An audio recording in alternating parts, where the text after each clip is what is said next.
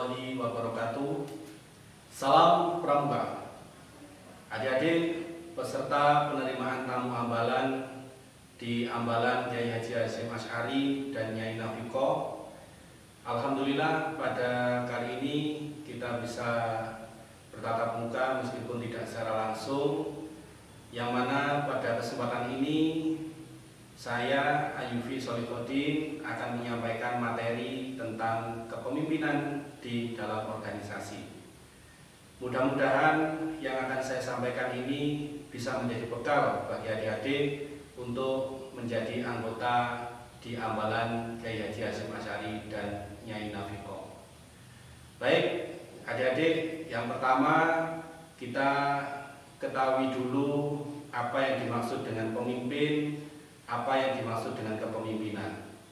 Pemimpin adalah orang yang mempengaruhi orang lain untuk mencapai tujuan bersama. Sedangkan kepemimpinan adalah kemampuan bagi seseorang untuk mempengaruhi orang lain demi mencapai tujuannya. Jadi bisa kita simpulkan bahwa pemimpin adalah orangnya, sedangkan kepemimpinan adalah bagaimana cara seseorang membawa rekan-rekannya atau anggotanya untuk mencapai tujuan organisasi tersebut. Nah, berikutnya ada 4 faktor yang perlu diketahui dan diperhatikan oleh seorang pemimpin dalam sebuah organisasi. Yang pertama adalah kepemimpinannya. Tadi sudah kita sampaikan bahwa kepemimpinan adalah bagaimana cara seseorang dalam memimpin sebuah organisasi. Kepemimpinan yang baik akan bisa dengan mudah dan diterima dengan baik pula oleh anggotanya. Akan tetapi jika seorang pemimpin menggunakan model atau gaya kepemimpinan yang tidak dikehendaki oleh anggotanya, maka niscaya organisasi tersebut tidak akan bisa berjalan dengan baik untuk mencapai tujuannya. Kemudian yang kedua, komunikasi. Komunikasi antara seorang pemimpin dengan anggotanya, komunikasi antara anggota satu dengan anggota yang lainnya tentunya sangat diperhitungkan dalam sebuah organisasi. Karena ketika komunikasi tidak bisa berjalan dengan baik, apalagi mau mencapai tujuan bersama, tentunya akan sangat sulit sekali. Selanjutnya yang perlu diperhatikan ketiga adalah instruksi. Namanya instruksi adalah suatu arahan atau bahkan perintah dari pimpinan kepada anggotanya. Jika instruksi ini diberikan dengan jelas, lugas, dan tegas, maka akan bisa diterima dengan baik oleh anggotanya untuk bisa dilaksanakan. Namun demikian, sebagai seorang anggota di sebuah organisasi, jika mendapatkan instruksi dari pimpinan, tentunya harus dilaksanakan dengan sebaik-baiknya. Tidak ada alasan bagi seorang anggota untuk tidak melaksanakan instruksi manakala itu sudah sesuai dengan koridor, tata aturan, dan nilai-nilai yang berlaku. Kemudian yang keempat adalah fasilitas. Fasilitas ini adalah penunjang bagi sebuah organisasi untuk mencapai tujuannya itu. Ketika organisasi ini mendapatkan fasilitas yang baik, fasilitas yang lengkap, tentunya akan bisa dengan mudah akan melakukan langkah-langkah efektif demi mencapai tujuannya. Akan tetapi jika fasilitasnya sangat minim atau bahkan tidak ada, tentunya akan menjadi sulit bagi sebuah organisasi untuk maju dan berkembang.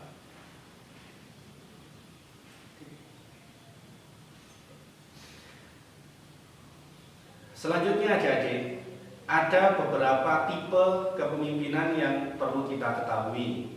Ada banyak versi sebenarnya, tapi di sini saya ingin mengangkat 6 tipe kepemimpinan. Yang pertama, tipe kepemimpinan pribadi. Yang dimaksud tipe kepemimpinan pribadi ini adalah seorang pemimpin selalu menggunakan pendekatan pribadi atau personal kepada anggotanya untuk mencapai tujuan bersama, atau bahkan untuk melaksanakan apa yang menjadi kebijakan pimpinan.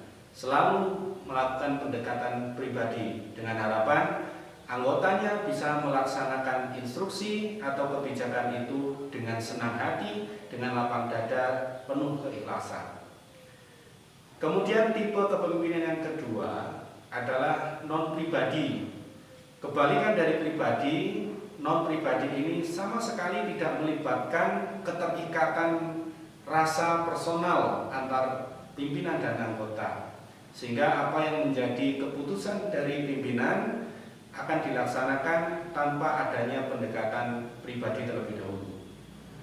Kemudian yang ketiga adalah gaya kepemimpinan otoriter, yang mana ini sering kali kita dengar kata otoriter, otoriter, otoriter. Ini kita seolah mengarah kepada satu kebijakan yang dipaksakan kepada anggotanya, karena memang kepemimpinan otoriter ini semuanya terpusat kepada seorang pimpinan atau pemimpin dalam sebuah organisasi, sehingga anggota tidak memiliki hak sama sekali untuk memberikan pertimbangan-pertimbangan, tapi hanya bertugas melaksanakan apa yang menjadi kebijakan dari seorang pimpinan. Itu adalah kepemimpinan otoriter. Kemudian yang keempat adalah kepemimpinan demokratis. Nah, ini berbalik dari kepemimpinan otoriter. Kalau demokratis lebih kepada mengutamakan musyawarah, lebih mengutamakan komunikasi dengan anggota, atau bahkan cenderung menerima aspirasi dari anggota yang kemudian diputuskan untuk menjadi satu kebijakan bersama di dalam sebuah organisasi. Itu adalah demokratis. Kemudian yang berikutnya adalah kepemimpinan paternalis atau kebapaan. Kepemimpinan model ini adalah seorang pemimpin ini menganggap anak buahnya seperti anaknya sendiri, seperti masih anak-anak yang perlu bimbingan, perlu pendampingan orang tua, sehingga biasanya tipe pemimpin yang seperti ini selalu mendampingi anak buahnya. Bahkan jika dalam satu waktu kemudian menjadi anggota yang tidak bisa berkembang akibat harus sesuai dengan pembinaan atau pendampingan dari pimpinan, karena itu tadi anggotanya dianggap anak yang masih kecil, belum tahu apa-apa, sehingga perlu dituntun oleh pemimpinnya. Itu adalah gaya kepemimpinan paternalis atau istilah lainnya adalah kebapaan. Dan yang keenam adalah bebas apa maunya. Ini model kepemimpinan yang cenderung pasif bagi seorang pemimpin. Karena apa? Pada model atau gaya kepemimpinan ini semuanya diberikan kepada anggotanya. Apa kata anggota? Anggotanya mau melaksanakan A, pimpinannya ikut, melaksanakan B, C, dan seterusnya. Pemimpinnya selalu mengikuti apa yang menjadi kehendak anggota tanpa dipertimbangkan faktor-faktor yang lain. Ini adalah tipe kepemimpinan bebas apa maunya, khususnya maunya anggota. Jadi itu adik-adik beberapa tipe kepemimpinan yang perlu kita ketahui bersama.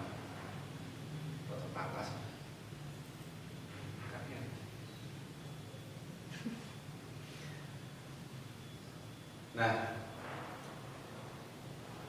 sekarang adik-adik, bagaimana dengan kepemimpinan di dalam organisasi kita, Gerakan Pramuka? Ada dua hal utama yang merupakan pencerminan kepemimpinan di dalam organisasi kita. Yang pertama, seorang pemimpin di Gerakan Pramuka harus siap memimpin dan siap dipimpin. Sekali lagi, seorang anggota pramuka harus siap menjadi pemimpin dan siap untuk dipimpin. Kalau kita hanya siap memimpin saja, suatu saat ketika kita menjadi anggota dalam organisasi Gerakan Pramuka ini, maka kita tidak akan bisa melaksanakan apa yang menjadi instruksi pimpinan kita dengan penuh lapang dada, dengan penuh keikhlasan. Tapi ketika kita ini siap memimpin dan siap dipimpin, maka saya yakin organisasi kita ini akan bisa berkembang dengan baik. Kemudian yang kedua, yaitu seorang pemimpin harus dapat menjadi contoh, harus dapat menjadi teladan, khususnya ketika adik-adik nanti sudah menjadi seorang pembantu pembina atau menjadi pembina. tentunya harus menjadi contoh bagi adik-adiknya. Nah, untuk saat ini kita harus senantiasa meningkatkan kualitas kepribadian kita, meningkatkan kualitas keterampilan kita, sehingga ketika nanti sudah menjadi anggota dewasa, maka kita bisa menjadi contoh, menjadi teladan bagi adik-adik kita.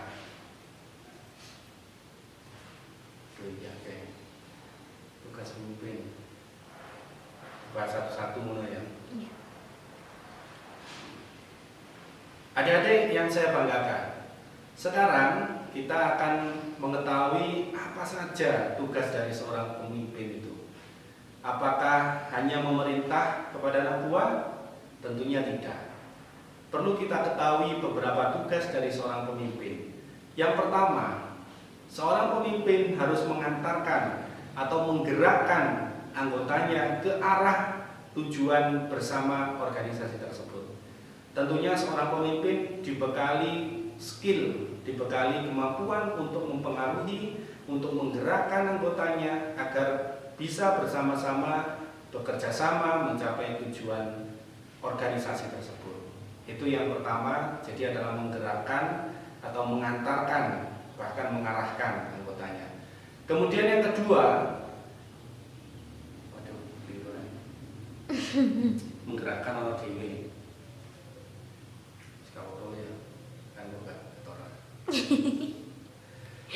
Selanjutnya yang kedua adalah mengetuai. Namanya seorang pemimpin di dalam organisasi kita, Gerakan Pramuka ini seringkali disebut dengan ketua. Mulai dari ketua regu, ketua sangga, bahkan di jajaran kuartir ada ketua kuartir ranting, ketua kuartir cabang, ketua kuartir daerah, sampai dengan ketua kuartir nasional. Sehingga tugas seorang pemimpin adalah mengetuai, menjadi nahkoda di dalam organisasinya. Kemudian yang ketiga adalah mempelopori atau merintis. Ketika sebuah organisasi ini memiliki tujuan, maka pemimpin harus menjadi pelopornya, harus menjadi orang yang paling semangat di dalam mewujudkan tujuan itu. Tidak boleh kemudian seorang pemimpin berada di belakang anak buahnya tanpa melakukan apapun. Nah, itu.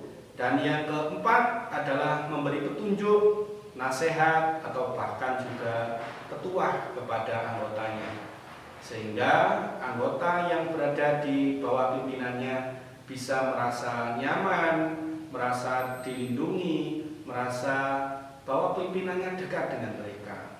Maka ini akan menjadi salah satu faktor mempermudahnya sebuah gerakan organisasi. Kemudian yang kelima adalah memberikan bimbingan.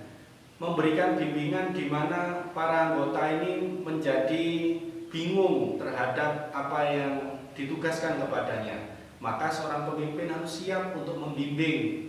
Tidak kemudian mengeluarkan perintah saja tanpa ada bimbingan yang nyata kepada anak buahnya.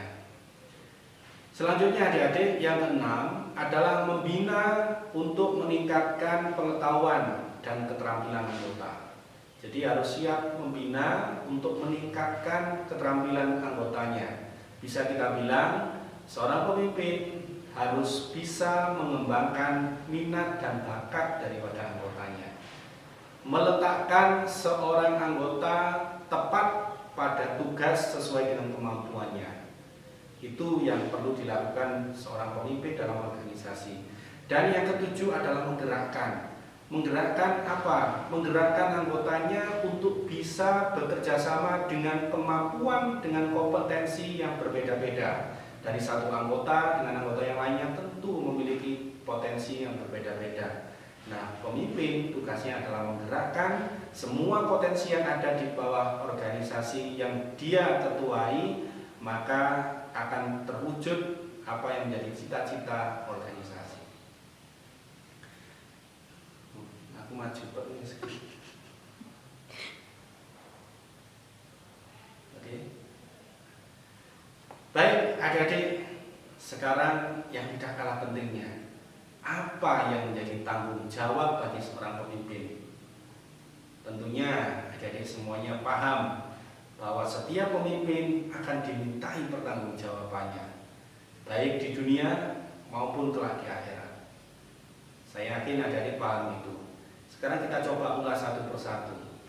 Yang pertama, ketika seorang pemimpin melaksanakan tugasnya, maka dia mempertanggungjawabkan kepada dirinya sendiri. Yang pertama kepada dirinya sendiri. Bagaimana seorang pemimpin melakukan tugasnya dengan baik atau tidak, maka dia sendiri yang tahu. Mungkin anggotanya atau orang lain tidak akan tahu. Akan tetapi diri sendiri tentunya akan mengetahui dengan pasti apakah yang dilakukan sudah benar ataukah malah melanggar aturan yang ada. Jadi pertanggungjawabannya kepada diri sendiri. Yang kedua adalah kepada keluarga. Tentunya keluarga tidaklah bisa kita kesampingkan begitu saja. Ketika kita menjadi seorang pemimpin yang sukses, maka nama keluarga kita secara otomatis juga akan ikut terimbas kebaikannya. Pun sebaliknya, kalau kita melakukan kesalahan atau bahkan menjadi pemimpin yang gagal di dalam sebuah organisasi, maka keluarga kita akan juga merasa malu dan tidak menutup kemungkinan akan mendapatkan dampak-dampak negatif lain dari apa yang sudah kita lakukan sebagai pemimpin. Kemudian yang ketiga adalah masyarakat. Kenapa kita harus bertanggung jawab? Ulangi. Yang ketiga adalah kita harus bertanggung jawab kepada masyarakat sekitar kita. Kenapa?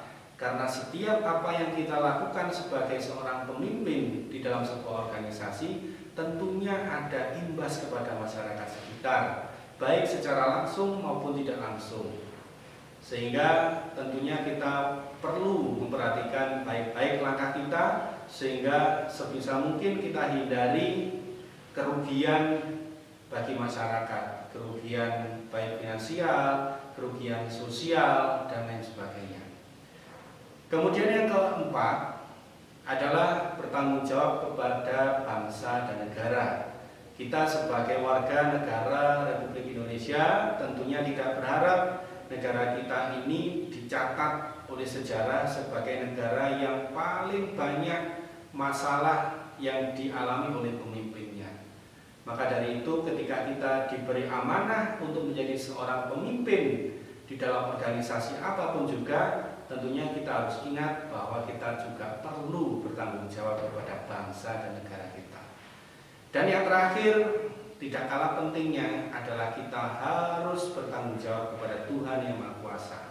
Karena apa yang diamanahkan kepada kita sebagai seorang pemimpin pada hakikatnya adalah kesempatan yang diberikan oleh Tuhan Yang Maha Kuasa. Tentunya atas izinnya kita diberi kesempatan untuk memimpin, maka kita juga harus bertanggung jawab atas amanah yang telah diberikan oleh Allah Subhanahu wa taala.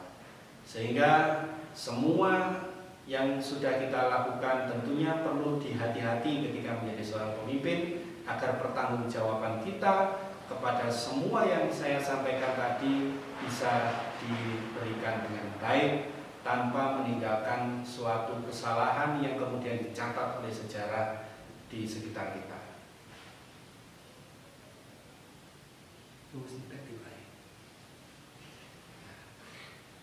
Baik, adik-adik sekalian, itu yang bisa saya sampaikan terkait dengan kepemimpinan di dalam sebuah organisasi. Mungkin tidak banyak, tapi mudah-mudahan menjadi ilmu yang bermanfaat. Itu yang menjadi harapan kita semuanya. Harus siap menjadi pemimpin, tapi juga siap dipimpin. Itu poin pentingnya. Dan sebagai penutup, saya sampaikan sebuah ungkapan atau kata mutiara dalam bahasa Inggris yang berbunyi, leadership is not a position or a title, it is an action and example. Yang artinya bahwa kepemimpinan itu bukanlah sebuah posisi, kedudukan, atau juga sebuah jabatan, akan tetapi kepemimpinan adalah aksi dan juga contoh bagi orang-orang di sekitar kita. Mudah-mudahan bermanfaat. Ada kurangnya saya mohon maaf. yang sebesar-besarnya.